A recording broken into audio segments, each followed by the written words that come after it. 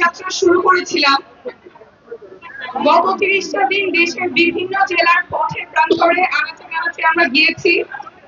আপনাদের দুহাত ভরে ভালোবাসা আমরা পেয়েছি, স্বপ্নের কথাগুলো শুনেছি, আপনাদের সমস্যার কথা শুনেছি, এবং আমাদের রাজনীতি হবে আপনাদের সমস্যা সমাধানের রাজনীতি।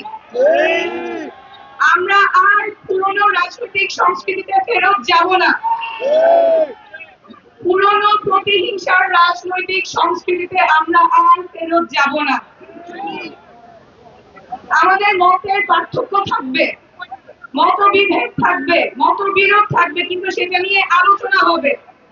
প্রতিহিংসা, সহিংসতা, প্রাণনাশের হুমকি, সেই রাজনৈতিক সংস্কৃতিতে আমরা আর ফেরত যাব না। আমরা নতুন ধারার রাজনীতি করতে এসেছি, আমরা নতুন ধরনের রাজনীতি করতে এসেছি। আমরা এমন ধরনের রাজনীতি করব যেখানে তরুণেরা সক্রিয় অংশগ্রহণ করতে পারবে। আমরা এমন ধরনের রাজনীতি করব যাতে দেশের তরুণেরা আবার রাজনীতি বিমুখ না হয়ে পড়ে, যাতে বাংলাদেশের প্রত্যেকটা নাগরিক রাজনীতিতে সক্রিয়ভাবে অংশগ্রহণ করতে পারে। আমরা যে জোয়ার দেখে এসেছি, বাংলাদেশের প্রায় প্রত্যেকটা জেলায় তরুণেরা বিপুল উৎসাহ উদ্দীপনা নিয়ে আমাদের সাথে যুক্ত হয়েছে। তরুণরা দেশ নিয়ে ভাবছেন, স্বপ্ন দেখছেন, পরিবর্তনের জন্য কাজ করার চিন্তা করছেন। একটা প্রজন্মগত রূপান্তর ঘটে গেছে। অনেকে এটা বুঝতে পারছেন না, কিন্তু এটাই বাস্তবতা, এটা আমরা দেখে এসেছি এবং এটা আমাদের লালন করতে হবে।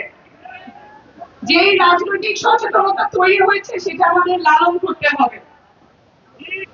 ঠাকুরগাঁয়ের লামিন যেই স্বপ্ন নিয়ে দেশের জন্য রাস্তায় নেমেছে, সিরাজগঞ্জের জুবাইর যে স্বপ্ন নিয়ে রাস্তায় নেমেছে, সেই স্বপ্ন আমাদের লালন করতে হবে। রাজনীতি শুধুমাত্র খারাপ মানুষেরা করে, ভালো মানুষেরা করে না, সেই সংস্কৃতিতে আমরা ফেরত যাব না। আমরা এমন ধরনের রাজনীতি করব যেখানে বাংলাদেশের প্রত্যেকটা নাগরিক রাজনীতির সক্রিয় অংশগ্রহণ করতে পারে। আমাদের নেতা নবীর ইসলাম এক দফা ঘোষণা দিয়েছিলেন। এই এক দফা ঘোষণাতে শেখ হাসিনা বিদায় হয়েছিল। আমরা আবার ইস্তেহার দিব, জুলাই সনদ দিব, জুলাইয়ের ঘোষণা দিব। এর উপরে ভিত্তি করে সাম্য, মানবিক এবং ন্যায় মর্যাদার আগামীর বাংলাদেশ গঠিত হবে। বান্ডেল থাকলে প্রতি সেনমানিতে টাকা বাঁচবে। বিকাশ সেনমানি বান্ডেল কিনে জিতুন প্রতি লেনদেনে।